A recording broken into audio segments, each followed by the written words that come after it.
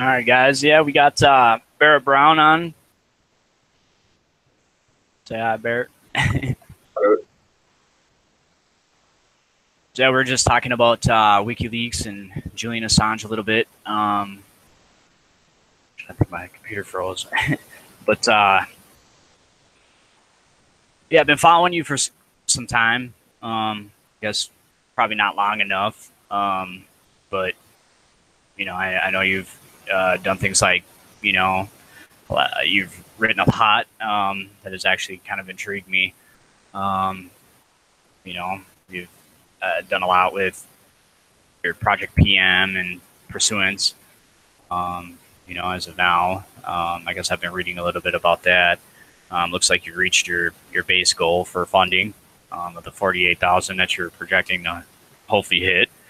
Now it looks like you're trying to implement some other technologies along with the Pursuance to make it a little better. So you're seeking a little more. Is that right? Yeah, this Pursuance is basically the culmination of everything that we've been able to learn from online activism and emergence, politicking in the last 10 years. And obviously, so we've the original framework that Pursuance is built around, this sort of tinker toy kind of procedural creation of human networks.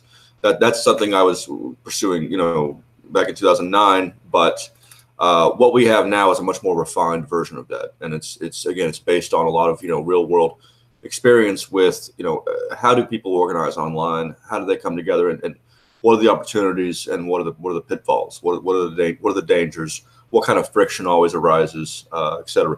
So this is a much more mature attempt to provide a space for capable people who want to support open societies to come together and do that effectively, rather than just sitting around and waiting for the Democratic Party to supposedly hold off the Republican Party and then reform the Democratic Party, which is not a viable thing. Obviously, I still encourage people to vote, and to participate in the system that can exist. And so long as it exists, it has to be acknowledged as a factor, just like anything else in your environments. But we have to build scaffolding around all these things. The parties need to be reformed. Whichever party, in this country is worse at any given time needs to be opposed more. But at the same time, we have to be looking to the future. We have to be figuring out how are we going to get out of this situation where we're essentially blackmailed by one party to support it against the other party. That's not a viable long-term strategy for creating a real civilization. That's simply it's a series of stopgap measures, and we've seen the results. Right. Almost helps to be a little more apolitical than anything per se. I mean, in my opinion, but I guess what makes Pursuance better than any other group collaboration software? If you got an answer to that. Yeah, well, there's a couple different answers. So you have right now, you have things like Slack. Right. You have a number of lesser known, collaboration kind of, team management stuff out there that we've looked at. And for one thing, there's a security issue with most of them. Slack and things like that, they do maintain that information. That information is ultimately accessible. It's not a zero knowledge system. I can't recall if Slack is or is not encrypted, but Pursuance is, and it's not. Yeah. So, and beyond that, so there's a security issue at one point, and that's a huge thing for Pursuance, because a good number of the people who are going to be using Pursuance, like some of the people that we've spoken to personally at conferences and all that, are people dealing with very high stakes. They're reformers in Arab authoritarian countries who, if they are caught, face torture and execution. And so there's no room for error. Now, of course, nothing is 100% secure. Anything can be infiltrated by human intelligence, no matter what. Although, as I'll talk about in a little bit, we're a little bit less vulnerable to that than other platforms. But so that's very important. But beyond that, something like Signal or Slack or whatever, that's fine for dealing with people that you already know, that you're already in contact with. But the reason that even activists who are facing persecution, very active persecution, still sometimes use Facebook is because Facebook is how it's the only option for them to reach large numbers of people, their constituencies. And so they take that risk. That's been going on since, even before the Tunisian revolution, in which Anonymous got involved in, which was the first thing I ever participated in, the first actual activism I was ever involved in. That's been true since then. It remains true, again, because no one has provided a viable alternative to Facebook in terms of being able to organize large numbers of people. So that's something that needs to change. We don't want people to have to make that decision. We don't want people to make a decision between being safe and being effective. And so things like Twitter and Facebook, these are going to be around for a long time, whether or not we like it or not. They're going to be used by people. And that's going to stay true for a while. But in the meantime, there has to be a method for people to do the same kind of collaboration on a much more refined scale and in a much more secure way. And that's where Pursuance comes in. Great. It definitely sounds something that will benefit, everybody in terms of, its ability to pull people together and pull information together and keep it, trackable in a sense where people can find it, where it needs to be. Sounds like something that would be certainly organized enough to keep people not only organized but protected. I guess what kind of, if you just want to tell people who don't know, I'm sure most people do, but what kind of enticed you to come up with a great idea like that? Well, originally I was trying to figure out a way to bring into alliance existing bloggers or independent journalists. This is back in like 2008, 2009, and allow them to have more of an effect than they were. As in, the most reliable, the most useful, most responsible, and well-sourced commentary and reporting back in. I mean, this is still true now for the most part, but back in 2008, 2009, was some of these bloggers that were out there, and you compare them to people like Thomas Friedman and Charles Krauthammer and Richard Cohen, who were the major columnists for the Washington Post and the New York Times, and they had a much better track record of being correct in their predictions, for one thing. They tended to keep each other honest. I mean, they came out of an environment in which you could Google anything. And so they tended to be consistent. I think not just because of that, I think they were just more consistent people to begin with. And so we have this array of this horrible media infrastructure on one hand, and they have most of the attention at these major newspapers. And then you have these people who are just clearly better from my standpoint. And so my question was, how do we amplify their efforts? And so Project PM originally was intended to pull them into a cartel whereby they could take control of the media narrative for a day by all kind of coordinating to bring attention to a particular issue and bring the facts to bear in a way that the editors and producers of the networks and newspapers could not ignore. And then it grew out of that as I was recruiting for it. Other people who were not bloggers, didn't work in the media, also wanted to get involved. So I figured, hey, it's better to have a cyber army than to not have a cyber army. So we will organize these people into civic networks where they can pursue different kinds of philanthropy and activism and just reform and that kind of thing.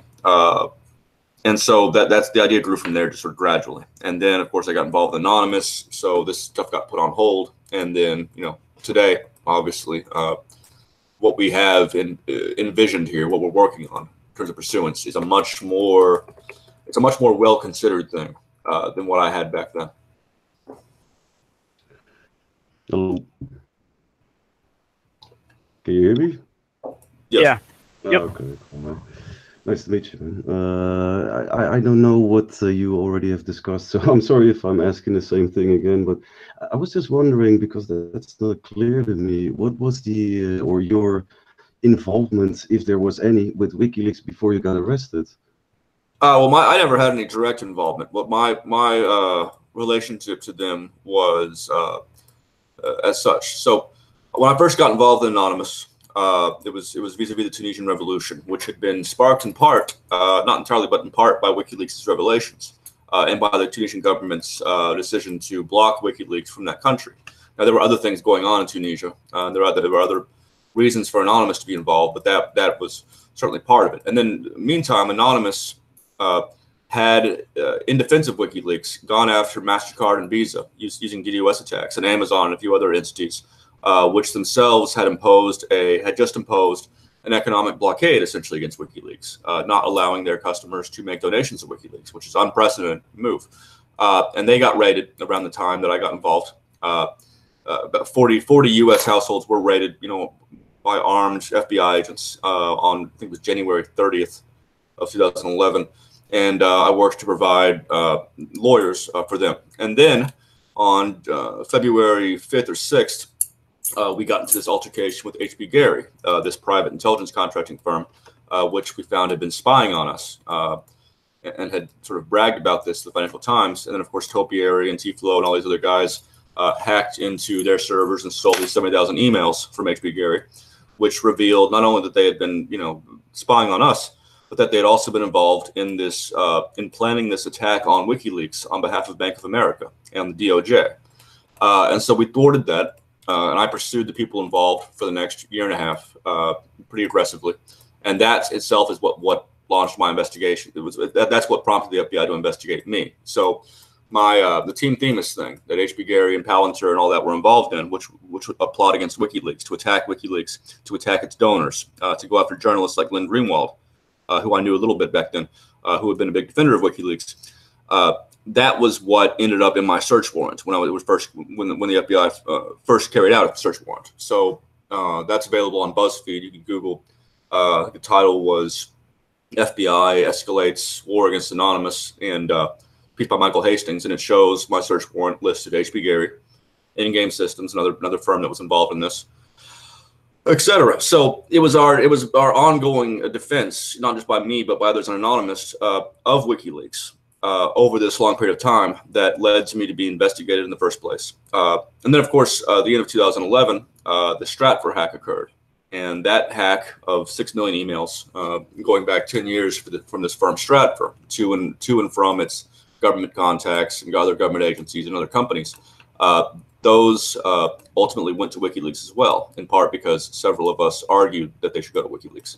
And the Stratfor thing is what I ended up getting. That's what I ended up having to plead to charges for. So from every step of the way, WikiLeaks was involved. Oh, one more thing. In my indictment for supposedly threatening an FBI agent, they used a quote from Bob Beckel of Fox News, who had said on national television regarding Julian Assange, quote, "Dead men don't leak. Illegally shoot the son of a bitch," unquote. Now I had pasted that. I mean, I had quoted that, on my Twitter. So look, this is what these, commentary are able to say about murdering this Australian citizen, and the DOJ put that on my indictment as if it was something that I had said. But that's why, yeah, it was pretty wild. That's why the day of my sentencing has gone to better statements about me in the case. That statement's entitled "The Son of a Bitch Was Me," and going into how crazy that is.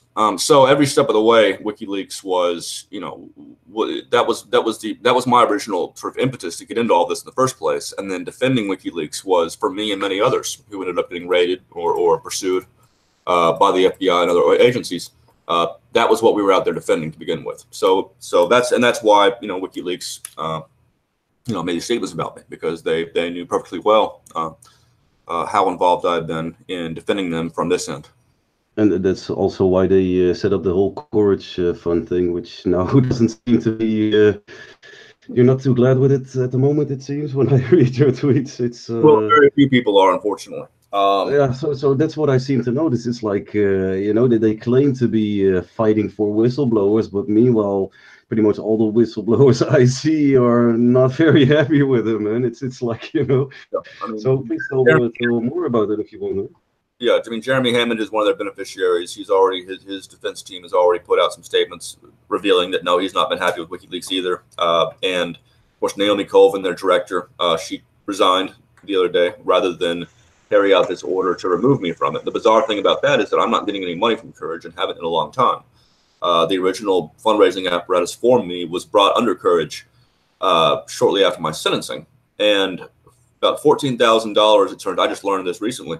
$14,000 have been donated for my benefit since then, and I got about 3,500 of that. Now, that's not their fault. I had voluntarily allowed my donations for me to go to the common pool for other beneficiaries, including Assange, it turns out. So that's not a big deal, but that was why a lot of us, including people at Courage Foundation who are very familiar with this, were kind of upset that Assange himself and others around him had been using this issue to try to claim that I'm ungrateful. Because of course Assange didn't do it; he didn't lift a finger for me until about like 6 or 7 months at least after I'd already been arrested. When it was starting to become clear that I was going to be a cause célèbre, you know, when people like Glenn Greenwald and others were already writing about my case, it was appearing in the New York Times, etc., in the Nation. That's when he finally showed an interest in me. But before that, he was going to let me rot. He didn't care. So, and I knew that back then. I knew who I was dealing with. But again, I still supported, you know, what WikiLeaks was doing in general, regardless. I mean, you know, no one's perfect, and Assange has his own problems. But obviously, this whole use of the Courage Foundation to try to, you know, launder moral authority, that's been something that has rubbed a lot of people the wrong way, including people who are still beneficiaries and may not be beneficiaries much longer, who may be leaving the organization. Okay, clear. I mean, maybe, and this is something I've always said. I mean, it's important to make the distinction between Assange and WikiLeaks. I mean, I know he runs it like you know, like a dictator, but there should be a distinction in my opinion, because yeah, I mean, for me, he uses WikiLeaks to as something to hide behind, you know, like with his charges, and it's you know, the CIA is after him, whatever, you know, and he just uses his whole organization, you know, for his own agenda pretty much, and you know, that's not even to mention all the money that goes into it in multiple ways, you know. It's a shady organization in my opinion, but Assange is even shadier, you know. It's yeah, I don't know, man. I don't know why so many people support it so hard, and I don't get it. Well, people like you get, or you know, others, Jeremy Hammond, and now Phoenix, they don't get even nearly the amount of attention, and certainly not money that Assange is collecting, man. You know. I mean, yeah. I mean, what they had was not enough, and anyway, yeah, it's an unfortunate situation, and obviously a lot of us, you know, kept quiet about it for a long time, so because he is in that situation, and because they were doing important work, even up until the Vault releases, the Vault 7 and the CIA releases. You know, those are important leaks to have, and it's unfortunate that because of some of the poor decisions they've made, these things don't really get the same. You know, they don't have the same impact as they once would, in large part because everyone now knows that he is involved in this bizarre skullduggery, you know, and that does, you know, it makes it difficult to perform their original mission, because they've adopted this other mission at some point. I mean, this other mission of sort of maneuvering in support of some institutions and against others in accordance with Assange's ideology. That's always been there to some extent, but it wasn't as noticeable, and it wasn't as deleterious. I mean, it didn't have the same negative impact on its other operations. And of course, at some point, it became overwhelming. And I mean, he's been shedding supporters, very close supporters, people who know him very well, for years and years now. And I mean, well, really from 2010 on, Birgitte Jonsdottir, who was one of the major early participants of WikiLeaks, she left in 2010. You know, it's a very early point to leave, and ever since then has sort of, you know, just kind of tried to stay away. She's offered help again to him over and over again. Anyway, now she's on our board of directors for Pursuance, and pretty soon we're going to have more and more people who are disgusted with him and with WikiLeaks, but still want to be involved. They'll be kind of coming here almost as refugees, you know, and trying to salvage something out of this movement that he's done so much to squander. Yeah, okay, cool. Thanks for explaining. I mean, when I looked at the whole Pursuance project, I mean, yeah, you guys, you know, you're looking for money, but it's not comparable to you know, like the $5 million WikiLeaks was searching for it, you know, before before they wanted to launch. You know, I mean, I've read all those emails, those internal emails between John Young and Assange and everything. I mean, so when you say these things, I'm not sure when you say the beginning, like what year are you talking about? How many years ago? Because, you know, when it launched, it was already, it was already controlled in my opinion. Just looking at the people they wanted to collaborate with, and it's a shield fest in my opinion. You know, with a lot of good people involved, got dragged into it, and now more and more they're just being thrown out. You know, it just shows its true colors more and more, and it's disgusting is the right word. I'm sure. So I don't know how you feel about that. For, in my opinion, looking back at it, I've never been so involved in it as you've been. Just looking at all the evidence, it seems it was just shady from the start. You know what I mean? Yeah, I'm actually a little bit behind on a lot of this stuff. I never actually sat down and read a whole book about WikiLeaks or I was doing my own thing, and even now I'm there's a lot of gaps in my knowledge. So it may have been, and it sounds like it probably was, kind of no problem. something from the beginning, and so that's something that from my standpoint, obviously. My intent is really to figure out, where to go from here. But I mean, I definitely should at some point look back at these other things that I guess should have made it clear that WikiLeaks was, it was always destined to be compromised, I guess. I mean, personally, I think you're doing a great. Yeah, I'm sorry to interrupt you, but I agree, man. Just doing your own thing is better than just, spending much time in all these things, and especially with the stuff you've experienced with it. I mean, how much more do you need to know? It's but if you really start digging into Assange and WikiLeaks, there's a lot. There is a lot that is, that's very shady, And that's why this black box model of activism that Assange has employed, wherein you have this one charismatic leader who is ultimately in control of everything. That's a dangerous model. It's not it has its purposes, but it's not the model that we're using. So pursuance, in contrast, it's not something where, one person is in charge of this organization. Oh my God, here's a tweet from Kim.com just tweeted about me right here. I was actually just going to ask. Kim just attacks me on Twitter here, calling for his pursuance. Oh, he must be watching. Hi, Kim. Oh, nice. Hi. This for Seth Rich, etc. Is he like a semi-pedophile, like a 22-year-old girl? He's 44. I mean, yeah, whatever. Man. Anyway, it's legal, but I've already pointed this out. I pointed this out at the Hope Conference, and this was misinterpreted, perhaps intentionally, by some people around Assange. But we're not trying to replace WikiLeaks as such. We're not a leaking organization. Pursuance is it's a platform for people to work together on all kinds of things. I'm not interested in leaking things. No one should ever send me leaks. I am absolutely, I'll be candid about this. I absolutely do want to replace Assange as someone who people look to for ideas and guidance. Absolutely, because I don't want people following Assange because of what he's done, and because of what he continues to do, because of the lies he continues to tell, and because of the sorts of people that he surrounds himself with. And that's, again, Kim.com or anyone is free to try to explain why it is that Brigitte Jonsdottir, who was clearly very supportive of Assange early on and clearly took risks for WikiLeaks, why she is now with pursuance. And the answer, I'll leave that to others. But the proof is in the pudding, isn't it? I mean, really, in all reality, I mean, you look at just all of it as a whole, and it all just makes sense. I mean, and I think a lot of the people who follow him still fail to do that because they don't feel the need to look at any information that's, they almost see it as biased, which really it's not. I mean, in all reality, a lot of the information that's coming out is from people who used to support him, and that's important to bring up. And, for cause of argument, I mean, you can't argue with somebody who was there or somebody who experienced it. You know what I mean? If you're on the other end and didn't, for an example, I guess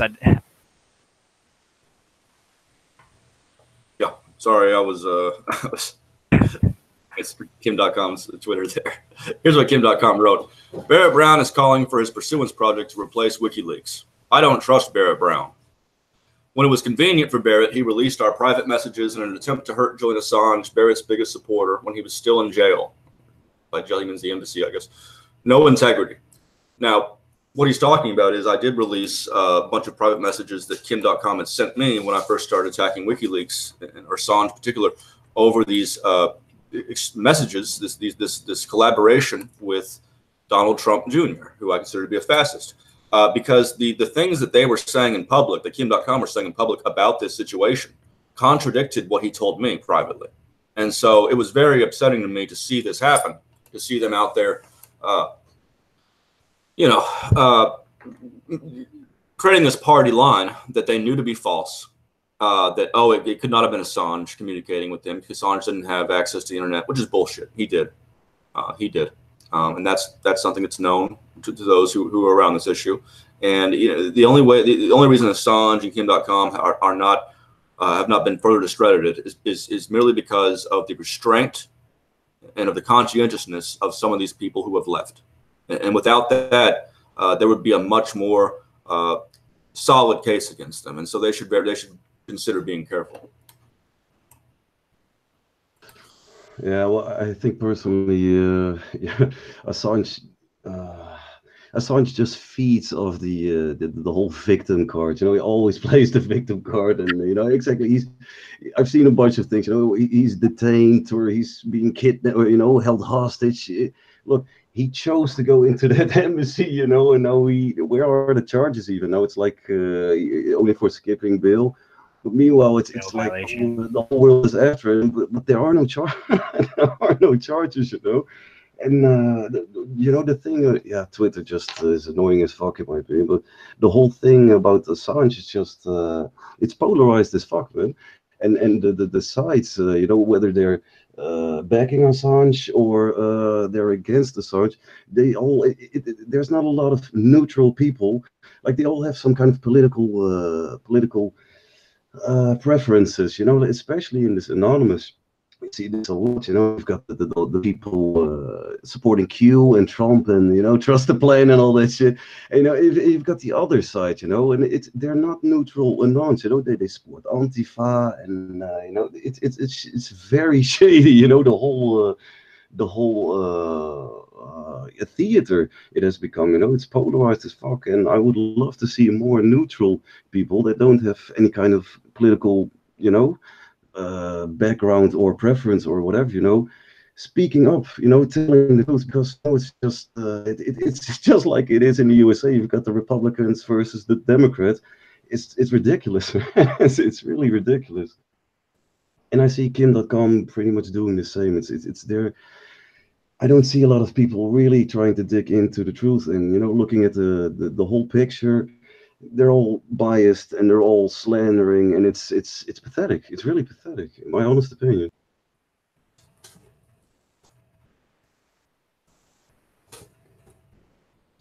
Sure. So it's, for me, it really feels like this dialectic is being played out. Yeah, it's from the, Anonymous, the thing with Anonymous, of course, is that, it had no charter, no constitution. There was nothing, there was no exoskeleton there. There was nothing to prevent it from deteriorating or becoming something else, because that happened before. It had already gone from a Dadaist sort of surreal prank organization into a global, some sort of, might call left anarchist activist movement. It happened very quickly. So there was no reason really for us to expect that it wouldn't turn into something else and be infiltrated and kind of, infiltrated is the wrong word, because of course, under these same ideals of Anonymous, anyone can come in and become anonymous. If you don't have that structure, if your ideology is that, we're all anonymous, well, this is what's going to happen, because we are all, not necessarily great people, and that we all are going to show up at some point and start demanding they're part of the group. And that's why, I'm much more interested now in providing people the means to create their own structures, their own systems, their own sort of procedures, step by step, so they know exactly what they're getting into, and you can sort of exercise freedom of association, which is I think is a preferable mechanism of democracy rather than majority votes. I think and now the internet. Thanks to the internet, we can now do that. We can do that in a viable way. We can have new models, by which to really take advantage of the fact that we can all. Suddenly, for the first time in history, we can all collaborate together. All of us, in this instance, who support open societies, who oppose mass surveillance, police states, drug war, who support the dignity of all human beings, can can come together and really wage this fight. You know, rather than just relying on the institutions that we've inherited that just happen to exist and just doing things the same way, that we can really examine, how are we doing these things? Is that enough? Is there better ways we can do them? How are we incorporating the talents that are out there? I mean, there are tens of millions of people out there who would support these things around the world, who have talent and energy and motive. And how are we going to harness them? Whoever solves this question of how you truly harness your supporters around the world into a viable framework that can grow and sustain itself and refine itself over time, whoever solves that problem is going to win. They're going to win everything. And that's why this has to be at the forefront of what we do and what we think about every day. Solid story, man. Good points. I agree. It's also why we've, you know, it's not even split from Anons. I mean, we're all the dance or whatever, but it's the point that we just do our own thing because it's only restricting us, and it's in multiple ways. But you know, the point you brought up about that, about you know, it was probably destined. You know, it's not, if it wasn't specifically created for it, it was destined for it for sure. Especially when it left its original platform, you know, 4chan and 8chan, whatever. And it's people they're not anonymous, you know. They have usernames and avatars, and it's really they're pseudonymous, or how you call it, you know. It's not truly. It became a social justice warrior movement, and it's not getting. Yeah, it's not getting a lot done, you know. So anything sincerely looking to make some changes, I always support. You know, it's always always be careful with you know, what you support, because it's such a shield fest out there. It's so ridiculous, you know. So I'll keep a close eye on it, but if I like it, I'll support it for sure, man, no doubt. Yeah, kind of going through some. Sorry. With the influence, you know, we're not trying to push it in a particular direction, other than, like, you know, all you have to agree to, at least explicitly, to join Pursuance is, again, you oppose police states, you oppose a drug war, you oppose the surveillance state. We don't define these terms for people. We don't interrogate you to make sure that's the case, but it serves the purpose of showing that this is not a content neutral platform. We're not trying to empower everyone. We're not trying to empower cops or fascists or, you know, deranged, you know, weird far leftists who you know, impose themselves on others. We're trying to empower specifically people who happen to agree with these basic things. And then to the extent that they are, you know, have opinions that I don't like, that's not up to me. But I'm confident that we can populate this, you know, with people we would deem reasonable, who agree with these kind of reasonable things, and that the majority of people are going to be people who are interested in the same issues that, you know, we are, as you know, whatever it is that we are, however you describe our philosophies, and that, you know, and that they will, you know, ultimately, even though there'll be deviations of what people believe, even though you'll have some people in here who are will disagree on some issue from a left standpoint or a right standpoint or whatever, that they'll mostly be working on the issues that we can all agree on. You know, libertarians and Green Party people can both agree to oppose the drug war.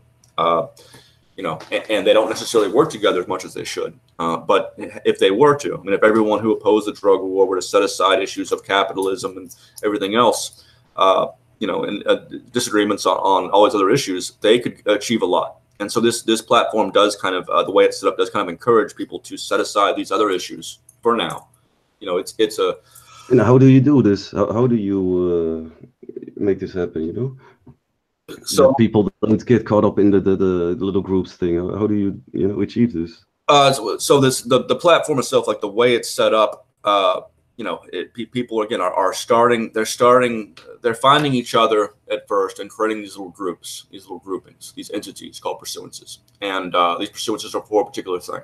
So if you're into prison reform, or if you're into you know, campaign finance reform in the U.S., or if you are into providing aid to immigrants somewhere in Europe, or whatever, you can create this deal. Say, here's our basic goal, whether it be narrow or broad, and if you're interested, you can come apply to join, or you can just join, you know, depending on how you set it up. There's any number of ways to handle all of these little steps of creating a pursuance and of growing it. But so as this group grows, other pursuances that are also out there doing their thing, it's going to be very easy to see the other pursuances and what they're doing and how they're doing them for the most part. And so it's very these groups, rather than sort of merge, rather than like have everyone in an IRC chat room where they're just chatting all day and perhaps getting into arguments, they're linking up in very simple ways to share information and share strategies and share resources. They're not exposing both constituencies to each other in this large scale way that can result in debates, that result in arguments that don't go anywhere. That's one part. The other part is the way we package this in the first place, the way we describe it and explain it to our users. We say, look, this is like scaffolding. Imagine your government or your institutions are a big, very old building. Everyone agrees that there's something wrong with the building, or maybe several things wrong with the building. You don't all have to agree on everything about the building, but you can start building scaffolding around it, so that those parts you do agree on. Maybe you all agree that this part over here needs a new foundation. This part needs to be plastered over. This part needs to be painted. This part, maybe this portion needs to be removed. You don't have to agree on the entire long-term plan for the building to start right now with those parts. And so someone who ultimately wants to see the building come down altogether can still help, in the meantime, working with someone who wants the building to stay up just with a few less floors on it. You can work on this corner that looks like it's going to collapse, because no one wants the building to collapse on people. Almost no one does. Assange does, but most people have. So all these opportunities exist that are just not being properly pursued for people to set aside these other issues for now and work in an ad hoc way on these things. And that's something that not everyone's going to be down for, but just the way this is set up versus the sort of let's totally interface and chat all the time and let's all be messaging each other. That format, this does to some extent, does alleviate some of the difficulties that arise from factionalism and from unproductive disagreements. It doesn't solve the problem entirely. It doesn't solve any of these problems entirely. There's no problem we can ever 100% solve with pursuance. What we can do is alleviate these problems and advance the areas of opportunity to on a large scale. I will have to check it out myself to really to understand. I heard what you said, and I understand. It's very hard, very visualized. Really hard. I guess I'll have to experience it to be. You'll have to look at some of the materials and just sort of look closely at it. But it's not like subscription. People don't have to pay to join or whatever. It's really open entry for people, or how did you set up that? I mean, because I see that the money comes from voluntarily donations, right? It's not like a mandatory thing you have to pay or something. No. It's open source and it's free. Cool. No one will ever have to pay to use Pursuance ever. Not everyone will be able to get into Pursuance because it's either we select these people from these organizations, individuals that have applied. We're going to have them answer a question in a paragraph, and then if they feel like they answer, they'll let them in. And then those people and everyone else over time will be bringing in people themselves, such that over time we lose control of the population because each participant has the right to bring on a couple more participants each month in perpetuity. So, and then they in turn can also bring on people. So this grows democratically without our control. So we create something, we create a platform, we define it at first, and then we hand over essentially the everyday decisions to those participants, and then we step back and we just sort of maintain the server. Now anybody can take the same software, since it is open source, and run it on their own server, run it on their own instance, and have nobody in there, and just bring on 20 people and no one else never get in or whatever.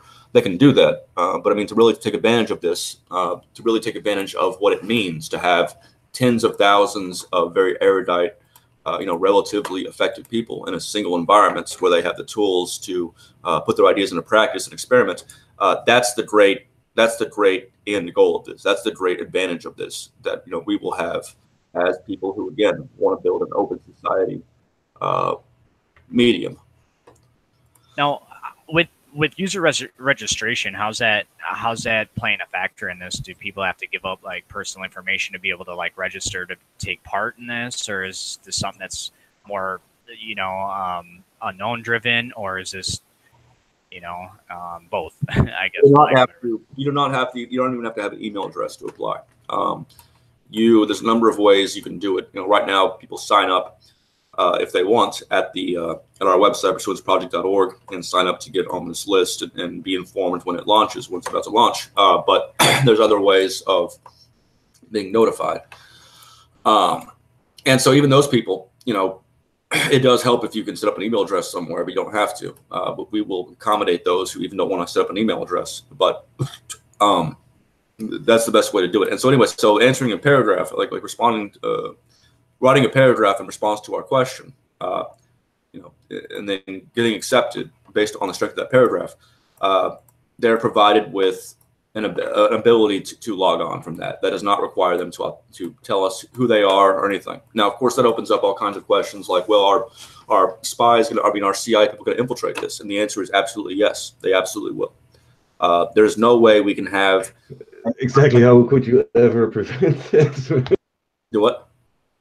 Yeah, like I was saying, there's no way to prevent it, man. Exactly. And so sorry. And so there's a number of ways there's a number of ways to approach that problem. And the way we've decided on is that, look, just getting into pursuance, into the pursuance instance, that's all well and good. But it doesn't really give you anything. Like, again, you still have to, each individual pursuance, particularly ones that are the kind that the CIA will be interested in, or the kind that private intelligence contractors who sabotage activism and sabotage journalism, and that sort of thing, they're still going to have to get into the actual pursuances they're interested in. And those kind of pursuances are generally going to take advantage of the best, the most robust security options, as in they might require that you identify yourselves to them and prove who you are in some cases. Now, some people won't want to join those. Others will be more, you don't have to identify yourself, but you have to perhaps, demonstrate somehow that you at some point have done some particular thing. Others will set it up such that you don't have to identify yourself at all or say anything about yourself, but you will start out sort of on the margins, whereby you don't have access to much of anything and have to do a series of tasks in order to ultimately get higher up in the system. So there's all kinds of models we have as political animals, from the last thousands of years, that we can emulate and sort of set up versions of in this system as pursuances, and follow those models and invent new ones. And so everyone who's doing anything will be able to to customize how things work and how things are set up based on what their needs are. And everyone who considers joining a pursuance will have the opportunity to say, to decide, is this something I'm comfortable with for any reason or not? If not, you can create your own pursuance or join one of the others that pursue this same kind of work, perhaps a different way. And that extends itself to every aspect of this. There's some pursuances that will be entirely democratic, as in everything will be voted on, perhaps, or only major large-scale issues will be voted on. Others will be more top-down, as in we're all sort of working in this sort of array around this person whom we trust and want to work with. And there'll be combinations of that. But that's the other part of this, is that no one will ever be able to say this is unfair. What gives you the right to do this? Everyone comes into the system with the same rights to create pursuances or to apply to join pursuances. And so, no one is ever compelled into working with people they don't want to work with. No one is ever compelled to, get involved in something or find themselves involved in something that ends up going along these other lines and surprising people, as happens with Anonymous all the time. No one's going to be compelled, and really as happens with institutional governments. I mean, as an American citizen or as someone who works for the CIA, you may have the right reasons for doing that, for joining the CIA as a young person. Then suddenly you find, oh, look, they've been doing this. I didn't sign up for that. So this is as opposed to institutional democracy. This is process democracy. That's a term we've coined to describe these kind of things, whereby people with no pre-existing relationships necessarily, or who may or may not have pre-existing relationships, can come into a polity, come into a space, and have a fair and rigorous way, an effective way of joining each other, of arranging themselves into effective, cohesive entities. And that's a big part of this. Again, freedom of association and the ability beyond freedom of association, the ease of association, the ease with which they can experiment and move forward in what they're doing, move forward in their civics and take their civics into their own hands.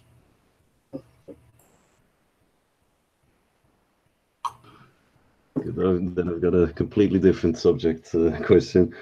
How long does your probation, when does it end, and do you already have some plans to emigrate? It ends, or should be April 2019, which is, some 8 or 9 months from now or so. And yes, as I have said publicly a couple times, after I was rearrested last year for giving interviews, I was illegally rearrested without a warrant, without any documentation. It was really wild. After that, I decided that I just can't. I don't have a future here in this country, and that it's the most responsible thing I can do for myself and my family is to get a little bit out of its reach if possible, so that I can keep doing the entirely legal stuff that I'm doing, but without as much concern for, you know, having to live in a country in which due process really doesn't exist. But they know from what they've managed to do to me so far that they can get away with more stuff. And that's a lesson they keep learning, is that ultimately they don't really face consequences. It might empower me to some extent, as it is. I mean, obviously, the way they've gone after me does help me to make my case, you know, to show that the things we were investigating were very important. The fact that they've gone after me in these crazy ways over them, it's helped me make my case against different institutions, you know, the DOJ, the BOP, the FBI, et cetera. But ultimately, it does take a toll on me, and it could eventually, you know, interfere with the things I'm trying to do. So, Iceland is a country that I would like to arrive in at some point, and from there, perhaps figure out some long-term solution. The problem is, as a felon, it's hard for you to arrange. It's, you know, it becomes vastly harder to get into a country, and so I'm probably going to need assistance from office holders and from, you know, influential people in Europe. And that's kind of a sad deal, though. I mean, for all you've done, you know, I think you've done a lot for just the American people in general. You know, by exposing some things that needed to be exposed. I mean, people need to know about certain things. I mean, if we didn't, then, you know, basically all those things are obscuring our freedom of speech, or just our liberties in general, you know. And I think you've done a good job in, you know, shedding light on things that we needed to have light on, you know, and for the fact that you get pushed out of your own country because of that. I mean, not that they're pushing you, but in a sense they are. I mean, because you don't obviously feel free enough to do what you're good at here. I mean, and that's just sad, man. I mean, it's in a lot of countries as well, man. It's you'll have to be very picky for that freedom, privilege. Right. Why isn't there any Barrett Brown statues somewhere? You know, like, There definitely should be, in my opinion. Well, I gotta be honest, man. I've seen your old fits and stuff, and you do look a lot better than them.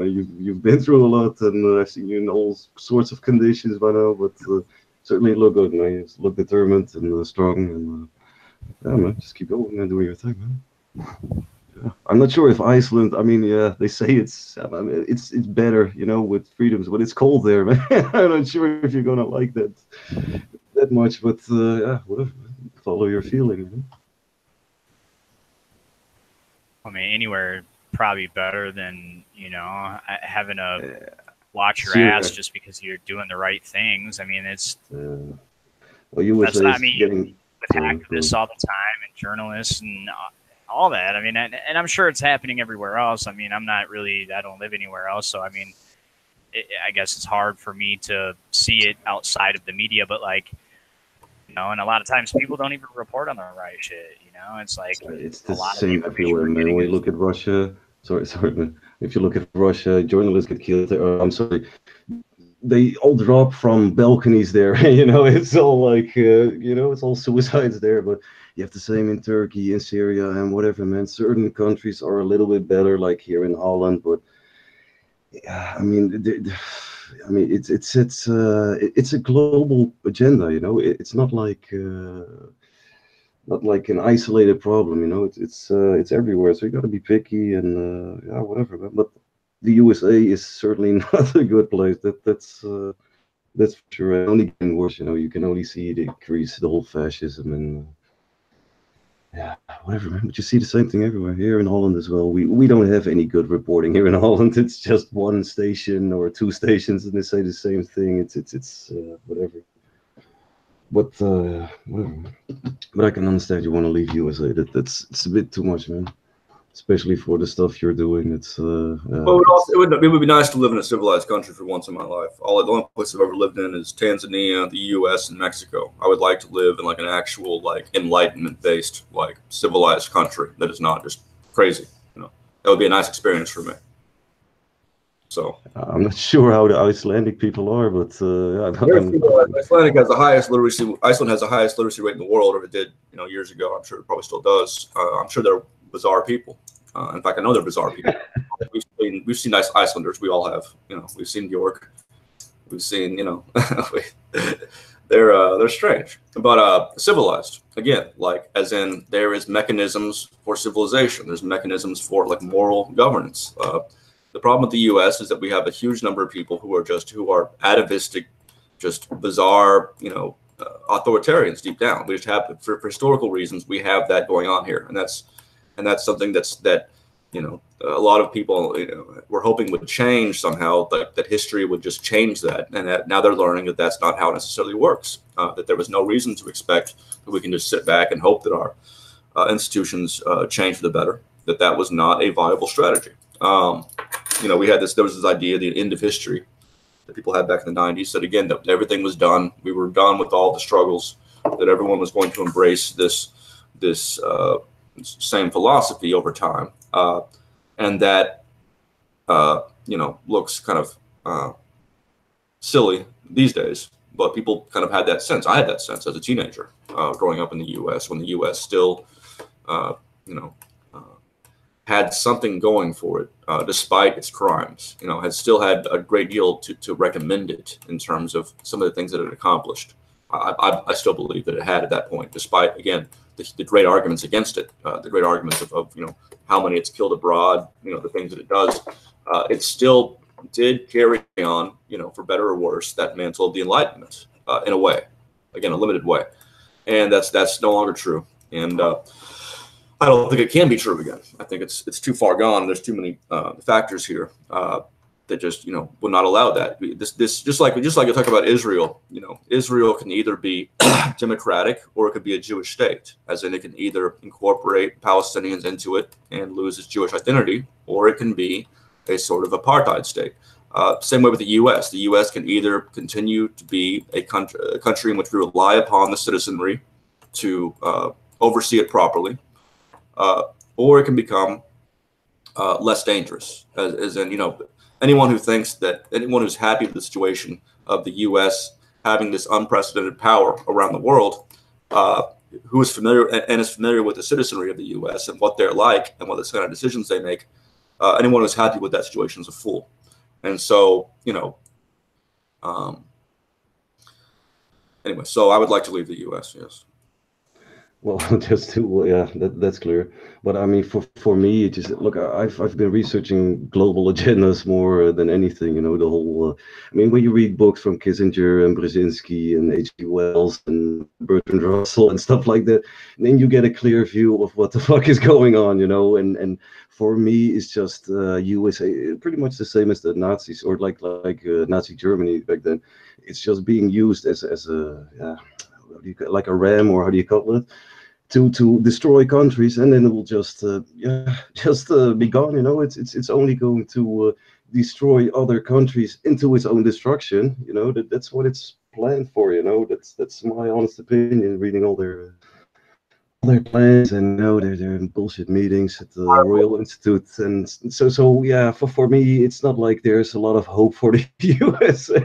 It's not like it's coming back. Like it's only getting worse throughout the generations, you know. And but again, the global agenda, I mean, you see all the, even Saudi Arabia, you see like the whole smart cities, you know, where it's just 100% technocracy. It's a global thing, you know. And yeah, it is same for the USA, and it's getting hammered, man. It's getting hammered bad. But the same is with Europe. You know, here in Holland, they've been squeezing the money, or how do you say it? People are getting poorer and poorer. Just you know, they do it. They do it slowly, you know. They do it like boiling a frog. You know what I mean? It's really you see this in Europe. You know, whether it's Scandinavia with all the refugees, or it's you got to be picky. I'm gonna emigrate myself as well. It's probably gonna be the Canary Islands or the Cook Islands, man. I'm just like, yo, I'm gonna fuck off, man. But that's my preference. But you've got different agendas, goals, and whatever, you know. But even here in Holland, I'm like, this is just bizarre, man. People are so blind and especially conformist. You know, in the USA, you still have some little bit rebelliousness in your blood, you know. It's not here. It doesn't exist here. We talk about it, we complain about it, but we never do anything about it, you know. So yeah, I don't know. That was just my rant. I don't know where I was going with it, but No, I understand. You know, there's a great reasonable men can differ as to what the objective should be ultimately. Like what's the right order in which to do things. What's the most important issues facing us and what should be addressed. And people can differ on issues. You know, the important thing is that everyone who agrees on some of these basic precepts, some of these basic, you know, who does not want these technocratic, you know, this technocratic thing to arise and continue perpetuating. Everyone who wants, you know, everyone who's understandably worried about concentration of power, waged sometimes in secrecy, and waged sometimes by sort of networks of people around the world. You know, regardless of whether or not how much they believe that they've already managed to infiltrate, you know, whatever. Everyone who agrees on these basic things, you know, should consider, like I said, should be focused on, you know, what is the most viable coalition we can build, the most, you know, honest and ethical coalition we can build, so that we're taking advantage of large numbers while also making sure that we're all essentially on the same page.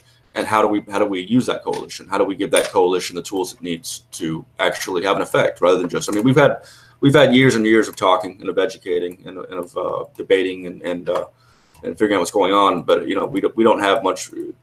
It is well past time to start pushing, to really pushing. I agree, and it's something that's been annoying me for years now, you know, and that's I just keep doing my own thing. For me, you know, I'm a pessimist. You know, I can be, I can't lie about it. I have high hopes for, you know, my fellow slaves, but not a lot of low expectations, you know, just low expectations. But I'll just keep fighting my fight, you know. I refuse to just bow down. But it's more concentrated into saving myself instead of, you know, waking up people and like a collective thing, you know. So, but that's just my strategy, you know. I mean, things I totally agree with, man, and I'll certainly take a good look at it because it certainly sounds interesting, man. And just if you just have a good bunch of motivated people and yeah, willing to get their hands dirty, because that's the part where most people just feel it's all talk, but when you know, when it's time to do stuff, then it's like it gets very lonely then, you know. I think if we allow everyone's ideas to get an airing, if we create a system in which people's new ideas and new techniques can be considered and then used and refined and spread, I think that no one really has to get their hands that dirty. I think there's a great deal.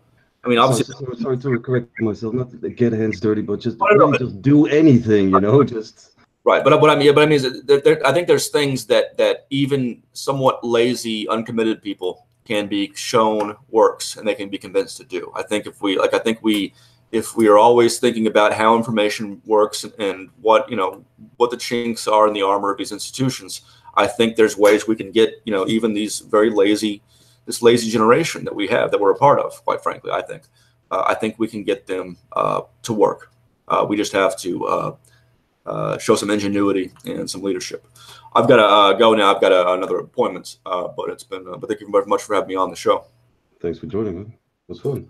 And keep doing what you're doing. And you as well, man. Cheers. I hope everyone will take a look at pursuanceproject.org, and there's some articles out there and some video materials we've done explaining certain aspects of it, and just give it a good look and consider signing up.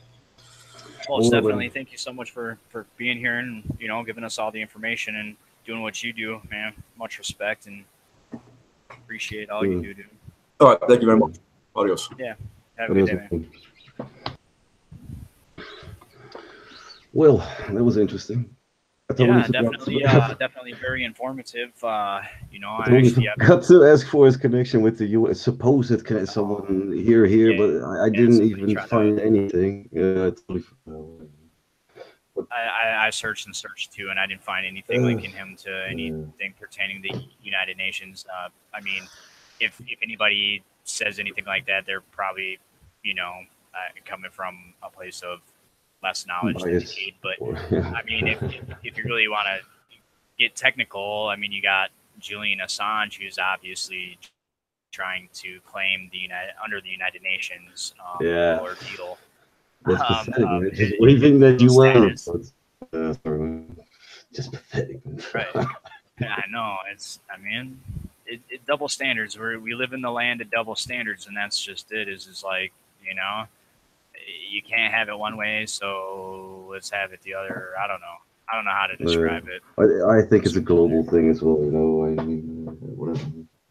All these trends, all this stuff. Again, when you read their books and just look at the Council of Foreign Relations, they're how they plan this stuff, worldwide. It's the same thing. They just implement it in little different ways, but it's all the same thing. Just complete oppression, and what's up. That was good thanks for. Was it really cool that he joined? I mean, we're just new, so. And we're pretty,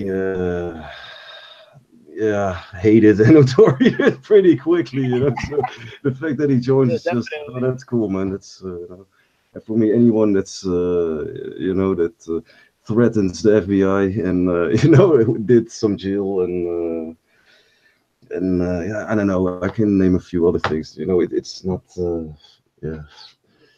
Right. They're not the worst people in general, they're not completely fake. I mean, there's some, you know what I mean? Yeah, I mean, why doesn't Julian, or why? Excuse me. Go on, man. I was just gonna say, why doesn't Barrett get a statue?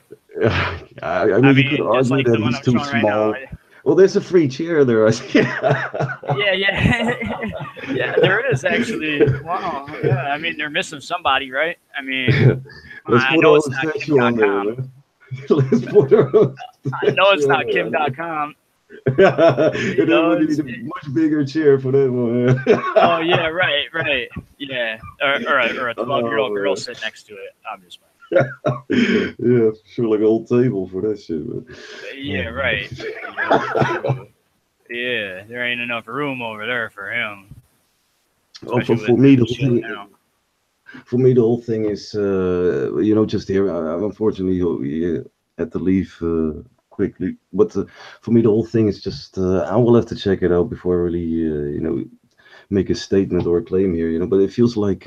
Like Google Plus, you got so many communities there. Like Discord has its servers. I mean, only Discord is more private. You can't just look up communities or Discord servers there. But I'm I don't want to put it down or anything. I will have to take a look at it to see what's the difference. But yeah. And also, I didn't catch. I was gone also for a few minutes. But did you ask something about moderation? Was it moderated or? That I didn't actually get to. What I asked was user registration. How user registration was being handled, and he said that. I don't know if you caught that, but he did say that. You wouldn't have to provide any details, right? I mean, and that's important. I mean, in my opinion, I mean. I personally, I keep it 100% unknown. The less of the egotistical factors that you have involved, the better. I think personally. Obviously, people will be able to choose in that aspect, but that's what he, for sure. I mean, we didn't. Excuse me. We didn't like we're gonna take over or like he said. Like he said, he didn't want to replace WikiLeaks. It's not like we're trying to replace. Anonymous, we're just trying to go back to the roots more, like how it started, and for the people who do appreciate that lack of distinction between users, like the old days at 4chan, it's so you don't get the elite users and the reputations and the whole the whole drama show and ego fagging along with it. So, but it's not for everyone, and it's not how we. how we set it up that way, you know. But I think the Right. most the biggest problem is because everybody hates our God because we do some work. It's just that, I mean, people don't have to be afraid or anything. I mean, whatever. Man. I mean, yeah, Well, it's up to them. some people do gotta be afraid. Yeah, In my that's personal okay. Yeah, opinion, well, everyone has that's to just be it. Is afraid that to get trolled. So that's for sure. I mean, we take no prisoners. I mean, it's just like, that's the also thing with the whole lack of distinction. I mean, or just complete anonymity with the stuff. I mean, you can just really say what you want without feeling like, oh, he's gonna come back at me like this or what. It's really about what is being said, you know, like not about who is saying it. You know, that's what I love about it. You know, but I I mean, mean, that's in the true. world where egos are, you know, taking over the world, it's a special place, of course. It's Right. not for everyone. Definitely. Definitely. All right, man. Well, I'm gonna cut this short. I got some work to do on the docks. That's that's cool, man. I'll see you on the other side, and I have to do some few things. I'll be there in half an hour or something. All right, man. All right, man. Cheers. Thank you guys for listening. This is Truth Out of the Unknown. You guys have a good day. Fuck us, Orange. I wanted to say that.